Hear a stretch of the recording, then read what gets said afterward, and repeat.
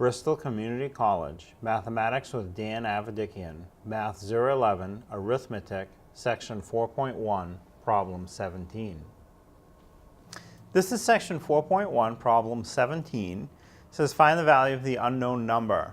And we have n over 40 equals 0.5 over 2.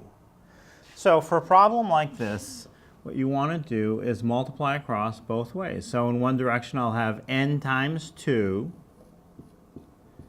and the other direction 0.05 or 0.5 times 40.